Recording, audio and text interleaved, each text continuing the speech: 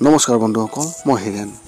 আজি মই আপোনালোকক এই ভিডিঅ'টোৰ জৰিয়তে এই 2024 বৰ্ষৰ মাৰ্চ মাহটোত মকৰ ৰাশি ব্যক্তিসকলৰ কেনেদৰে পাৰ হ'ব তাৰে সম্পূৰ্ণ বিৱৰণ মই আপোনালোকক এই ভিডিঅ'টোৰ জৰিয়তে আগবঢ়াইছোঁ। প্ৰথমে মোৰ চেনেলটো আপোনালোকে ছাবস্ক্ৰাইব কৰি ল'ব, যাতে মোৰ পিছৰ ভিডিঅ'বিলাক আপোনালোকে সহজে লাভ কৰিব পাৰে। লগতে মোৰ ভিডিঅ' যদি ভাল লাগে তেন্তে লাইক আৰু শ্বেয়াৰ কৰিব, কমেণ্ট কৰি আপোনালোকৰ মনৰ ভাৱ প্ৰকাশ কৰিব।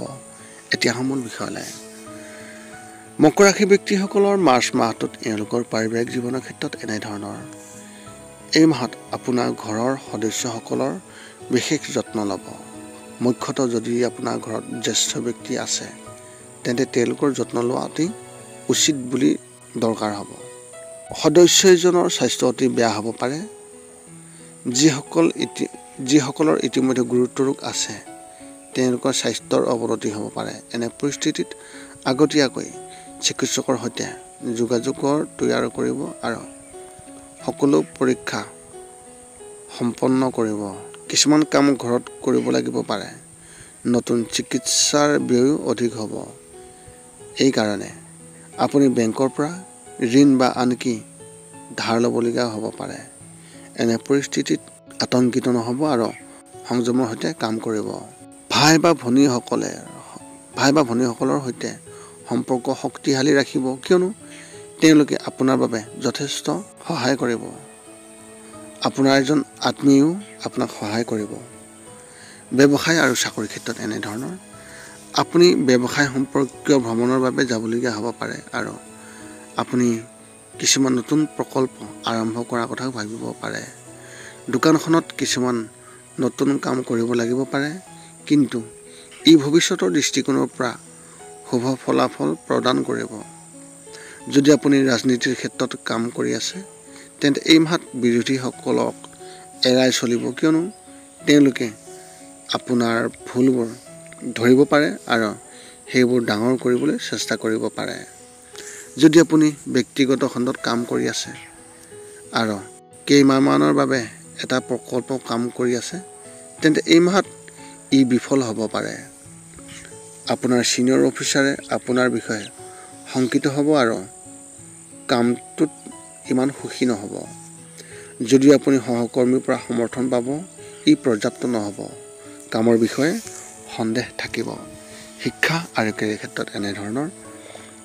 যদি আপুনি কলেজত আছে তেন্তে এই মাহটো শুভ হ'ব, কিন্তু আপুনি কোনো কামত আবদ্ধ হ'ব পাৰে। এনে পৰিস্থিতিত জ্যেষ্ঠসকলে সমৰ্থন পাব, কিন্তু তেওঁলোকে আপোনাৰ পৰা কিবা আশা কৰিব। বিদ্যালয়ৰ শিক্ষাৰ্থীসকলে তেওঁলোকৰ কামত সন্তুষ্ট দেখা যাব আৰু তেওঁলোকৰ কোনো ডাঙৰ সমস্যা নহ'ব। পৰীক্ষাৰ বিষয়ে উদ্বেগ থাকিব পাৰে আৰু বেছিভাগ সময় অধ্যয়নত অতিবাহিত হ'ব। যদি আপুনি প্ৰতিযোগিতামূলক পৰীক্ষাৰ বাবে প্ৰস্তুতি চলাই আছে তেনেহ'লে কিছুমান লোকে সমৰ্থন পাব আৰু তেওঁলোকে নিৰ্দেশনাও দিব। অৱশ্যে কোনোবাই বিভ্ৰান্ত কৰা দেখা যাব আৰু তেওঁলোকে চেষ্টাও কৰিব। এনে পৰিস্থিতিত সকলোৰে কথা শুনিব, কিন্তু কেৱল আপোনাৰ মনটোৱে যি কয় আপুনি তাকেই কৰিব। প্ৰেমৰ ক্ষেত্ৰত এনেধৰণৰ। যদি আপুনি অবিবাহিত তেনেহ'লে মাহৰ দ্বিতীয় সপ্তাহত কাৰোবাৰ সৈতে বাৰ্তালাপ আৰম্ভ হ'ব। এনে পৰিস্থিতিত আৰম্ভণিতে উত্তেজিত হোৱা পৰিহাৰ কৰিব, অন্যথা বিষয়টো অধিক অৱনতি হ'ব পাৰে।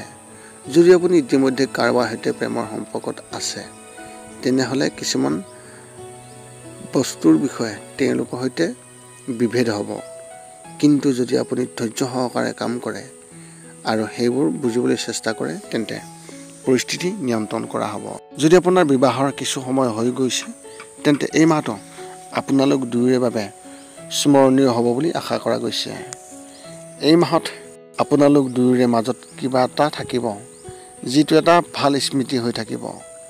যদি আপুনি বিবাহৰ বাবে সম্পৰ্ক বিচাৰি আছে তেন্তে কাৰোবাৰ সম্পৰ্ক আহিব, কিন্তু কিবা কাৰণৰ বিষয়টো আগবাঢ়ি নাযাব। স্বাস্থ্যৰ ক্ষেত্ৰত এনেধৰণৰ। শাৰীৰিকভাৱে আপুনি স্বাস্থ্যৱান হ'ব আৰু কোনো ধৰণৰ সমস্যা নহ'ব। যদি আপুনি কিছু সময়ৰ বাবে কোনো ৰোগত আক্ৰান্ত হৈ আছে তেনেহ'লে পৰীক্ষা কৰাব। আপুনি ৰোগৰ পৰা সকাহ পাব, কিন্তু পৰিয়ালৰ সদস্যসকলৰ স্বাস্থ্যৰ বিশেষ যত্ন ল'ব।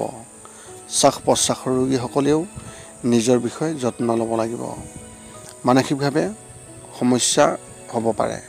মাহৰ তৃতীয় সপ্তাহত মনটো কিবা এটা বিষয়ে অস্থিৰ হৈ থাকিব আৰু আপুনি অস্থিৰতা অনুভৱ কৰিব। বমিৰ সমস্যা হ'ব পাৰে। মাইগ্ৰেইন ৰোগীসকলে কোনো চিন্তা কৰিব নালাগে, অন্যথা সমস্যাটো বৃদ্ধি হ'ব আৰু বিষ সোনকালে শেষ নহ'ব। আপোনাৰ এই মাহত শুভ সংখ্যা হিচাপে 6 আৰু শুভ ৰং হিচাপে আপুনি এই মাহত সেউজীয়া ৰং ব্যৱহাৰ কৰিব পাৰে। পুনৰ লগ পাম অন্য এটা ভিডিঅ'ত। আজিলৈ ধন্যবাদ।